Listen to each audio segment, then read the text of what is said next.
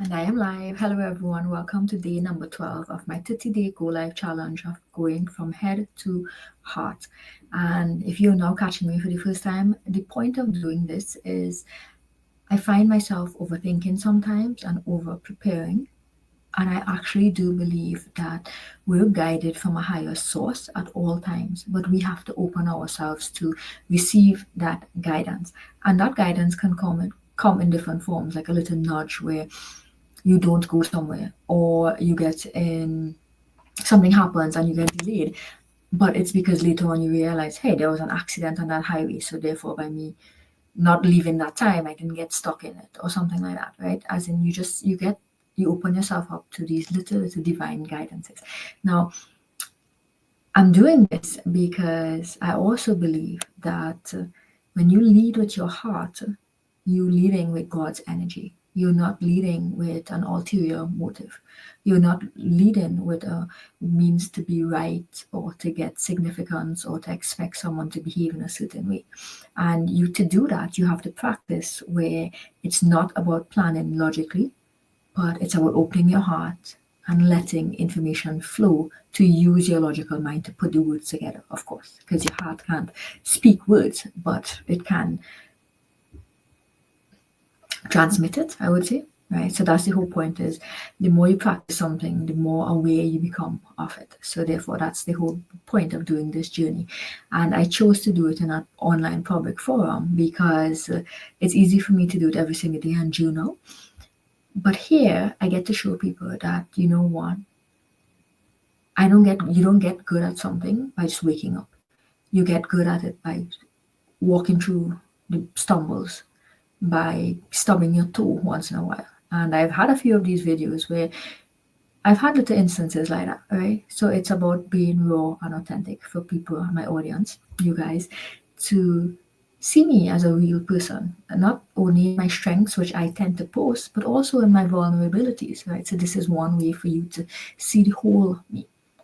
Today I wanted to talk about, what does success mean to you? And I post about this a lot in my posts. I post about it in my post. But I felt called to share in this forum where, so the old me, right? My definition of success was a rank or an accomplishment or something like that, buying a house, having a car, whatever, right? And a lot of those successes, how I felt about it depended on external circumstances. It depended on other people. Am I saying that right? Yeah. So a lot of people my age bought houses before me. I owned my first house at the age of 38. So for many years, when my friends were owning houses from even in their 20s, I did not feel successful because I didn't have one of my own, right? So I linked success to these external things. Now, that's half of the equation. Success is a balance between achievement and fulfillment, right? How many people do you know where they are highly achievable, have high achievement, right?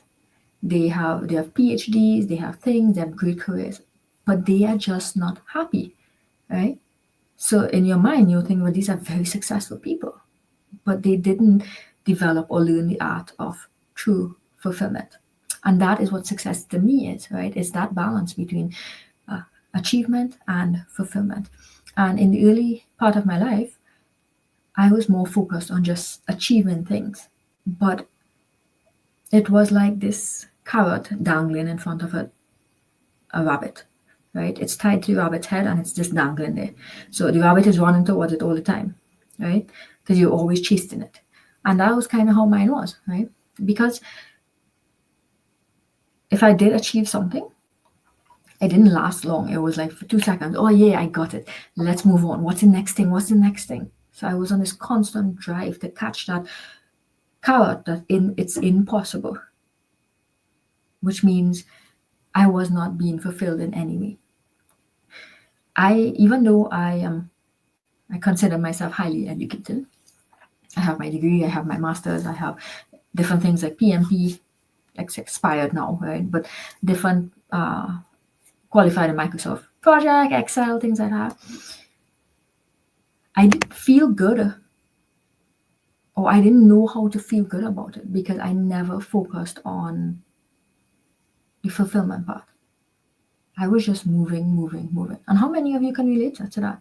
You get that, you work really hard, you get that thing, and within 5 minutes it's over and you're already on to the next one. You don't spend any kind of time being grateful, just relaxing, enjoying it, right? It might last an hour, a week, 2 weeks maybe, right? For me, probably a day. That's my average, right? Before you move on. And that's what I was missing in my life, the art of fulfillment. And that is what I've actually been working on in the last 3 years. And that came from my intentional personal growth journey. It did not come from me chasing after something, right?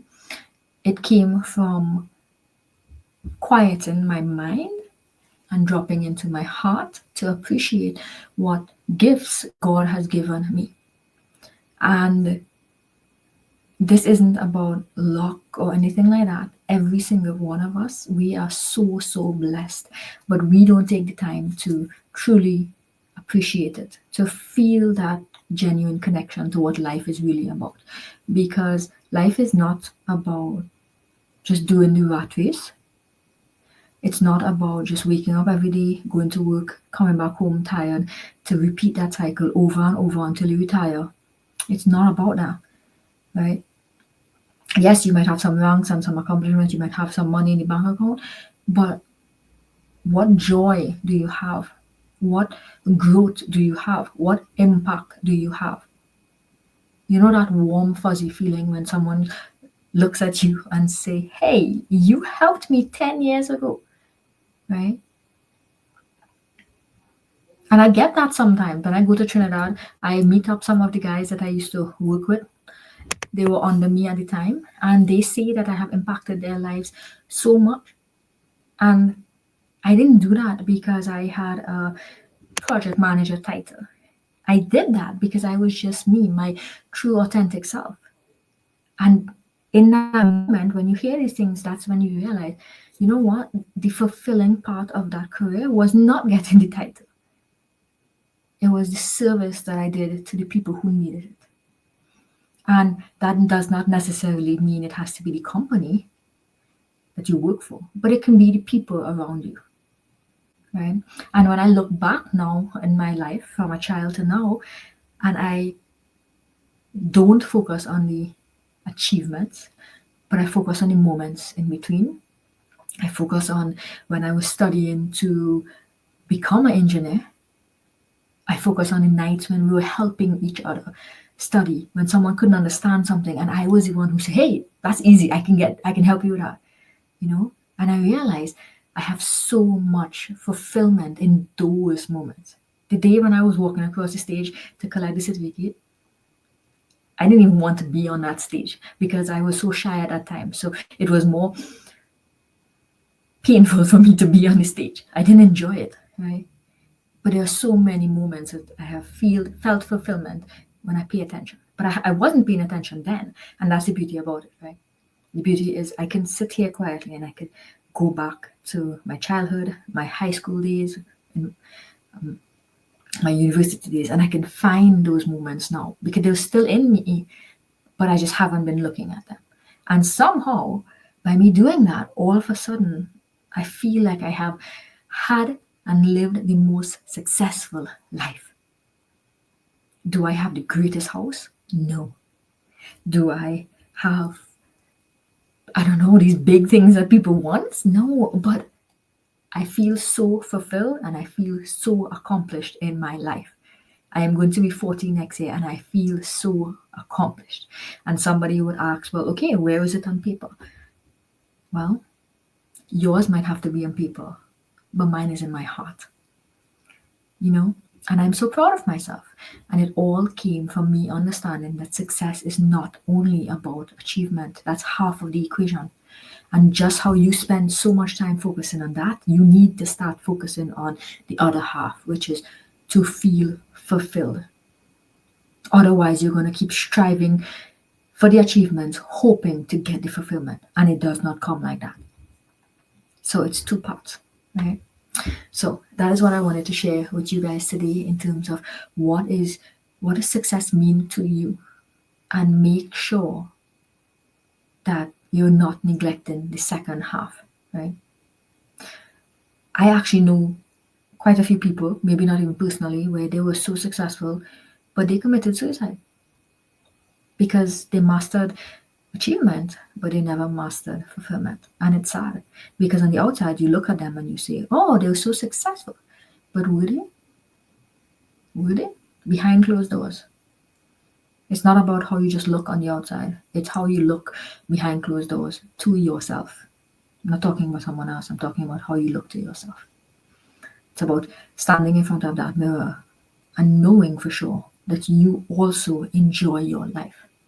That the things that you are running down, the things that you are fighting so hard to get, make sure it is not at the detriment of your health, your body, your mindset, your soul. So that's it for me. I will see you guys tomorrow. Take care.